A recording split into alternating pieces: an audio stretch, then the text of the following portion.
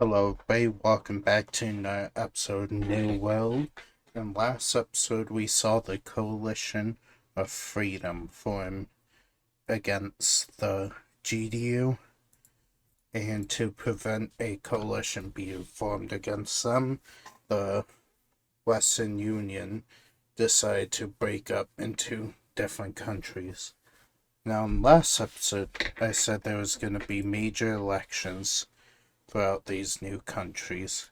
That's the first thing we're going to be looking at. Now, the first country to have their elections will actually be the country that held the GDU's capital. Now, this country is still very democratic and very much missing the global, union that they formed. So they're gonna immediately go back to the entire world being on the ocean, apparently. No, they're gonna go back to democracy. The next one having the election is the core area of the Western Union, and they are actually gonna return to a monarchy. Alongside them, this country and this green country will become a monarch. Now, during this election, the countries with spheres of influence are being reshaped. So there's not a dominant force in this area anymore.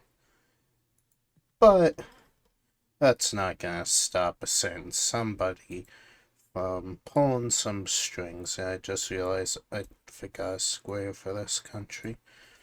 And that somebody will be the pink communists. They will send diplomats to this country and this country. And they'll be like, if you join a communist cause down here, we will provide economic and military support to you. Now, the UN will see this and be like, if this is what people want, then that's fine. But, Pink Team, if we find out you rigged the election, you will face a global coalition. So, they don't rig the election, but one of them will become communists. And that's this southern country right here. Now over here, the cyan country will go back to fascism. If you remember, the Cyan Empire was around here before they united with the GDU to make the world's most powerful country. And now they're all divided, so the previous lands want to be fascist. This isn't a previous land. They just didn't support the democracy of the GDU. Another country that is gonna become fascist is this country and this country. So we already have 5 fascist countries in this world again. So the UN is kind of a little nervous because they saw this coalition as a way to spread democracy, but communism and fascism continues to spread. But the rest of these countries in this area will become democracies.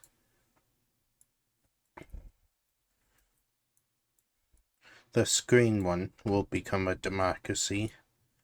And this central one will become... Oh, excellent spoiler. But anyway, yes, this green country will start its own ideology called anarchy, or anarchist. It's basically this whole country does not believe in having a government. They want their people be in charge. There's no federal or state government in this country. And solidify it, this country will break down their states into just major sections of the country. Let me just get a good recent size.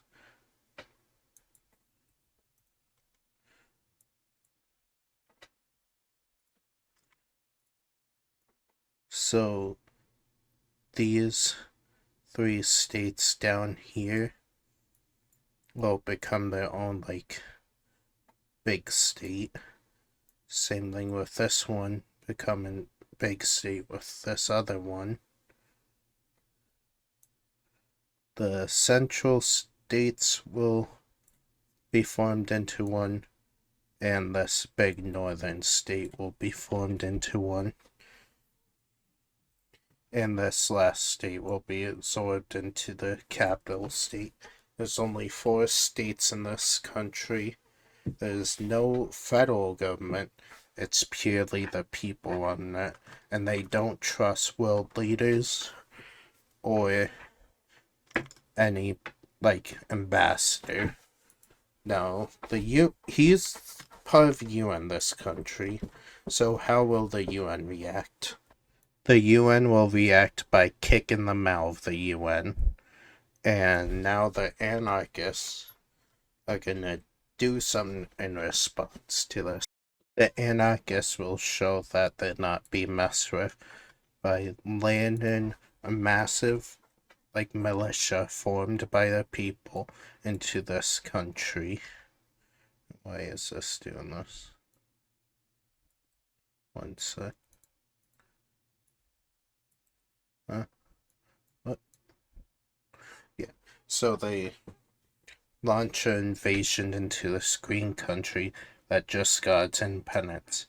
Take this major city, keep working their way down this peninsula. Take this major city, and the green team will surrender if they're allowed to exist. The anarchists approve this, so the peace treaty will look something like this. The anarchists will not take over the entire world. Yeah. They'll take this peninsula from the green team.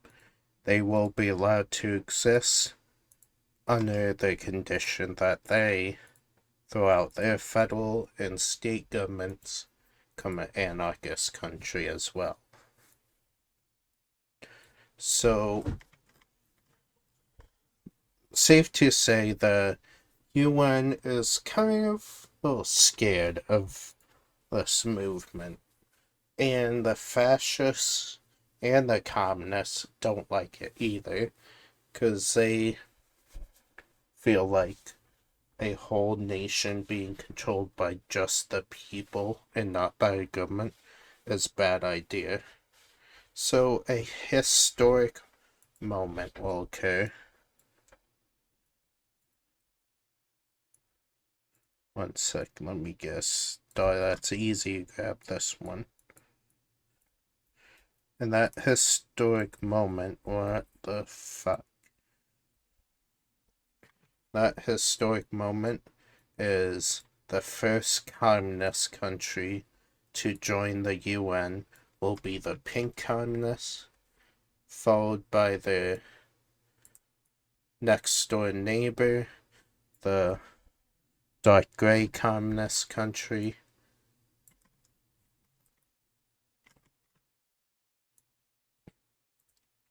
and this sea foam blue, I think, communist country will also join the UN.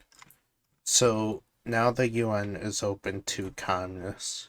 I just realized I never erased your star because you're not allowed in here. The fascists don't like the UN, but they also don't like anarchists or communists, which is just great. Now we're gonna go up to this continent. Something interesting's gonna happen.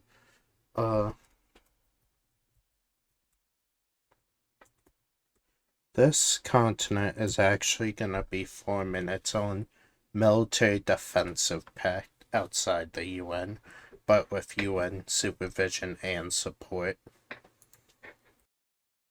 And the founding member of this alliance is gonna be the dark gray country. Oh. So they're gonna be represented by this blue 3-point star. And who's gonna join it? This country will. The pink one will. The lime team will. This dark purple one will. This country will. This country will. This entire continent is under one military alliance. And they make a message to the world, and it's loud and clear. They put forward the Northwest Defense Doctrine. Basically, any military vessel that crosses this line from outside countries will automatically result in this entire continent declaring war on that country.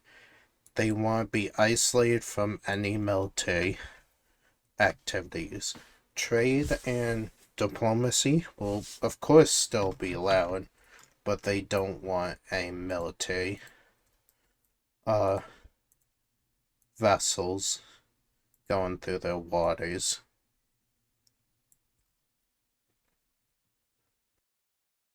Now, how does the world react to this? Because it's a new military alliance, and like a whole corner of the world is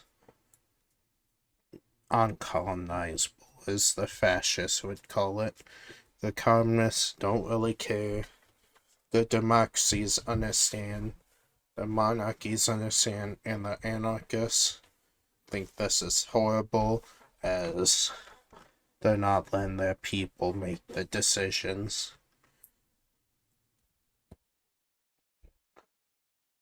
Speaking of the fascists, they're gonna form their own military alliance.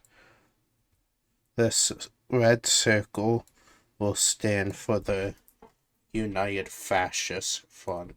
So far, it's only this area,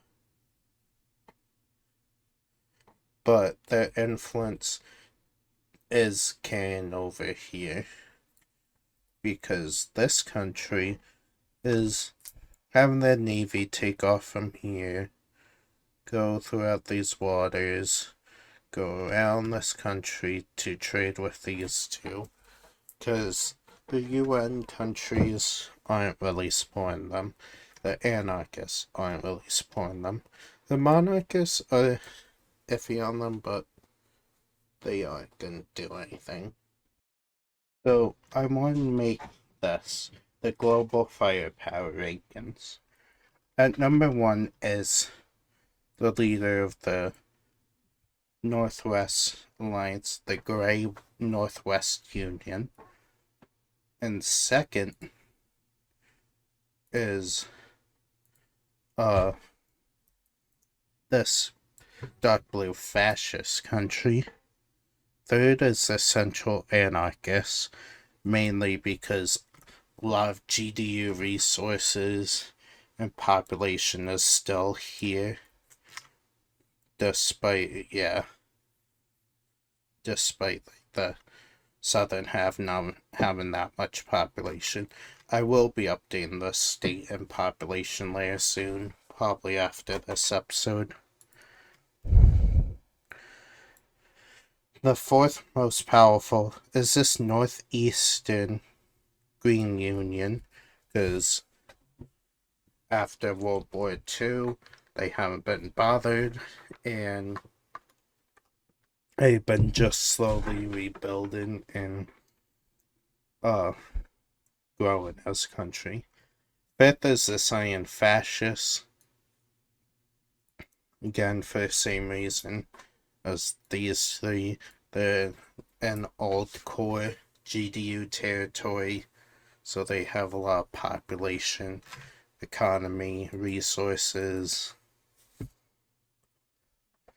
Then in 6 is the pink communists, even though they're small and they've lost World War One and World War Two, they just haven't really fallen that much because they're pretty smart economically and militarily. Number 7 is the turquoise central country.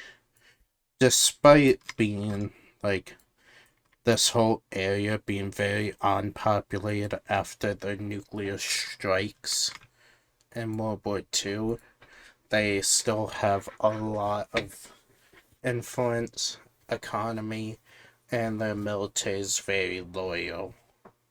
By the way, speaking of the nuclear attacks, what's been going on with that before we continue our list? Well, the radiation's actually starting to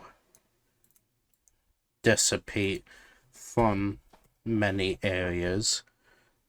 So, over here, it starts to dissipate, evaporate, whatever it's called.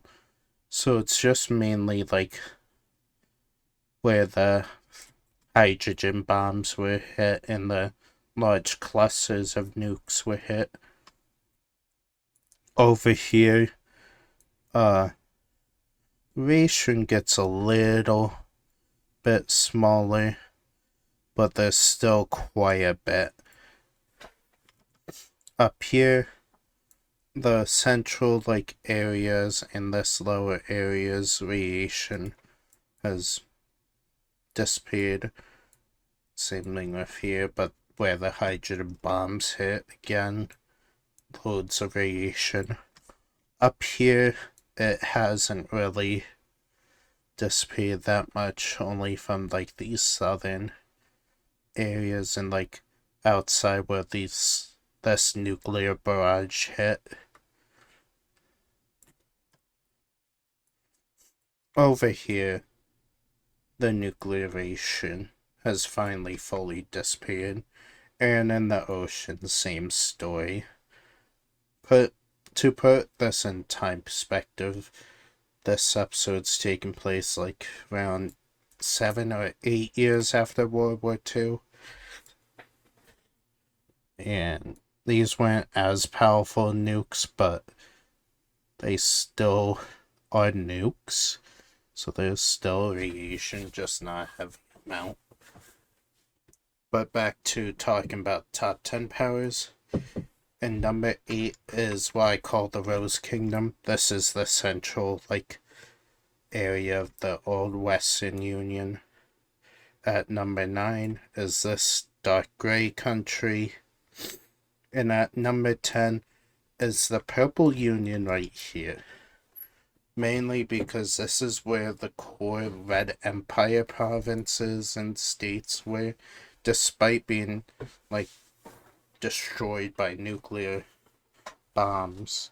Their economy and their population is still very high. And as I said, it's been 8 years since World War II in this timeline.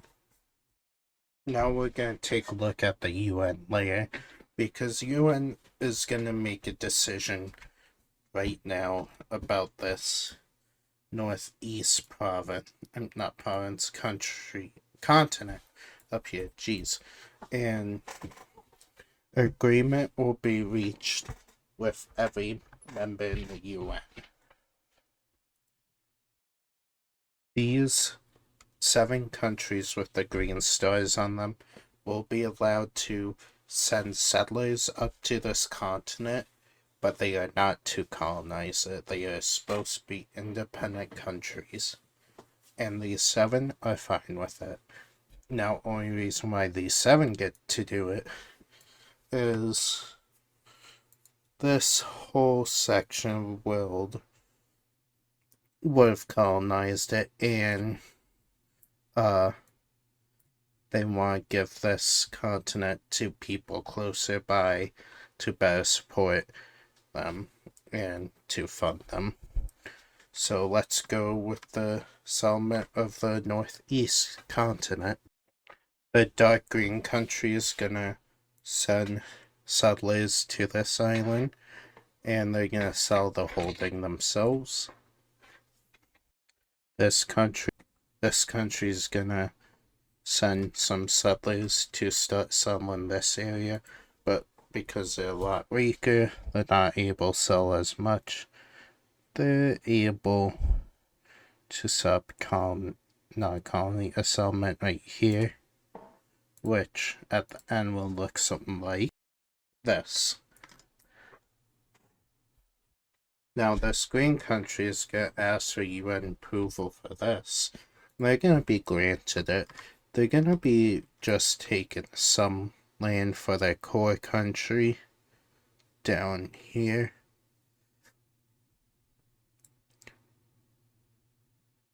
And they're going to take all of this. So this is part of this green country.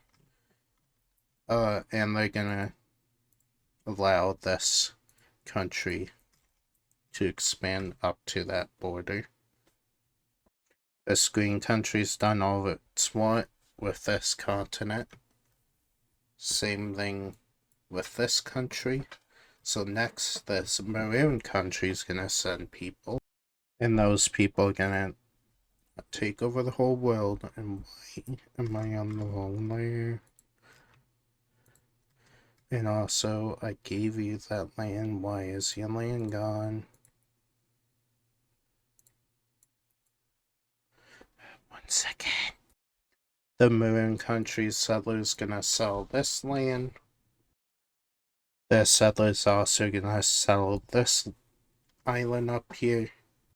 And they're done sending settlers out to here. These four actually gonna work together with settling the next part of the continent.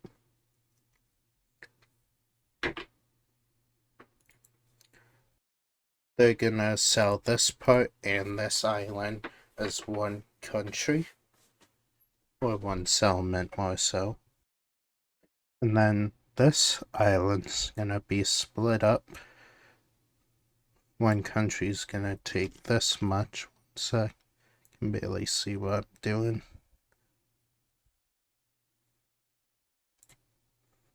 We're gonna take all that, sell that.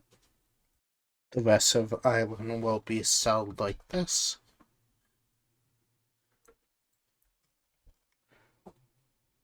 And with the you're not taking over that country. With those settlements done, this country is done doing it. So is this country. Just leaves the lavender and the seafoam green country left. So let's see where they settle. The new areas. This island's gonna be settled like this.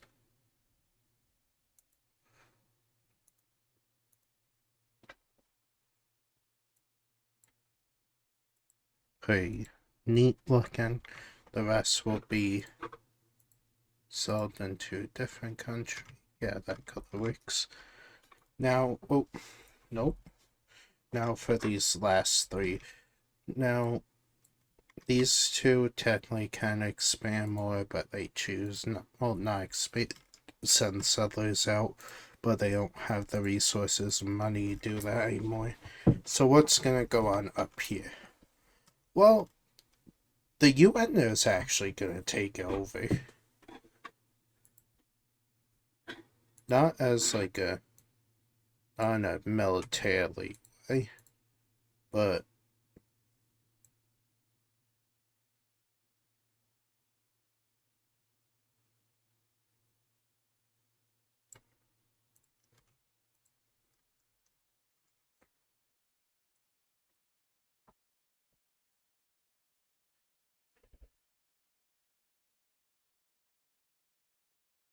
well, this is how we're gonna represent this. This whole upper area is under control of the UN. Now, why is that? Well, it's going to be used as the UN headquarters. And to signify that this whole area is going to be marked with a yellow UN star. In fact, let me make it a little bit bigger. Yeah, like that. And also, on top of that, the countries that were just formed throughout here all will be joining the UN.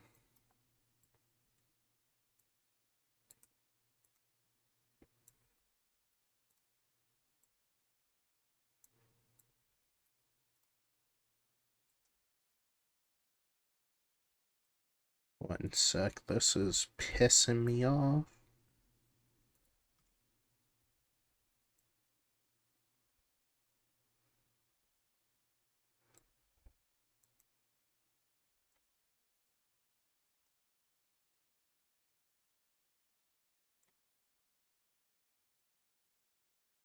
So yeah, all of these areas will be joining the UN, except for a couple.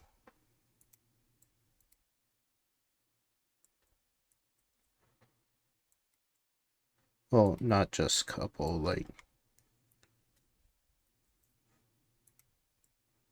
you're gonna say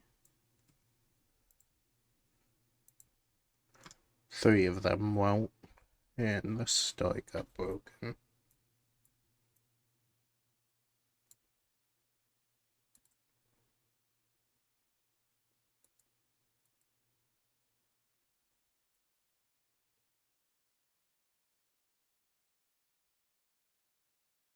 One sec.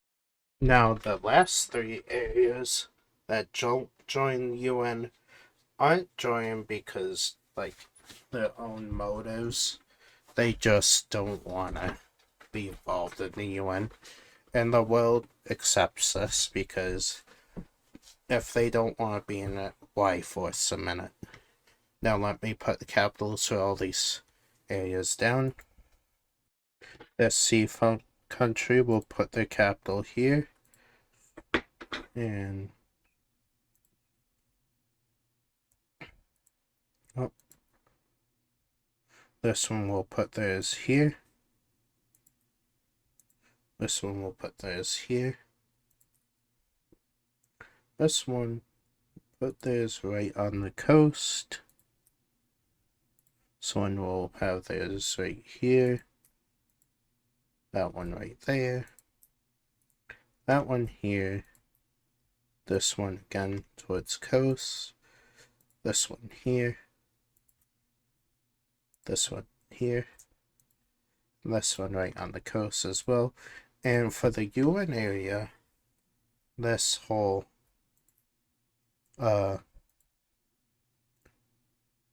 island up here will be their capital. Now for major cities, this will be a lot easier because it's just putting down yellow dots, or in this guy's case, gold dots.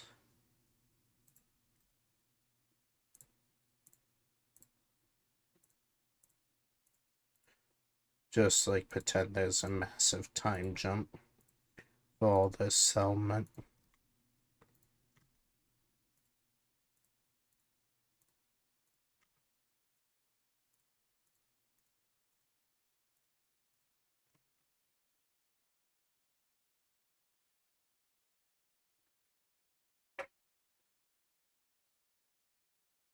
The UN's controlled area will be the most like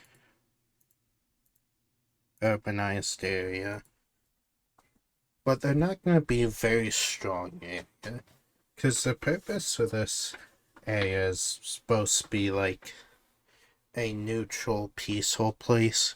This area will have no military assets in it at all. I'm doing this on the long layer. Fuck. One sec. Alright, now that I fixed it, yeah. Actually, I am gonna erase these cities. Because I have a different idea.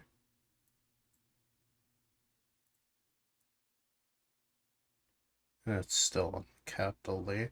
I hate my entire existence. One sec.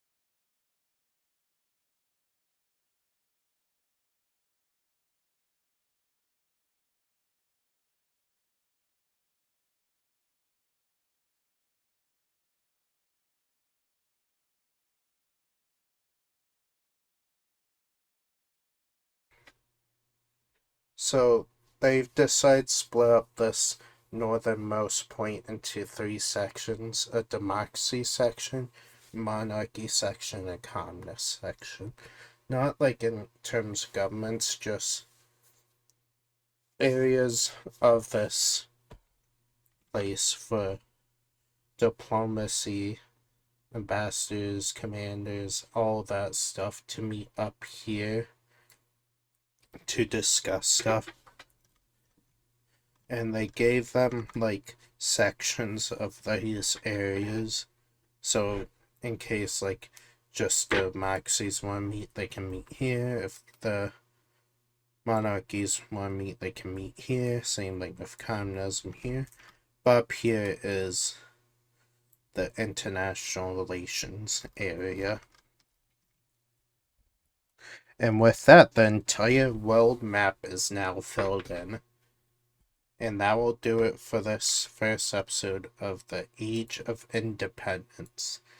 In the next episode, we will be looking more at what this will mean for the world. And that's a cool effect with it. I actually like that. Alright, see you guys next time.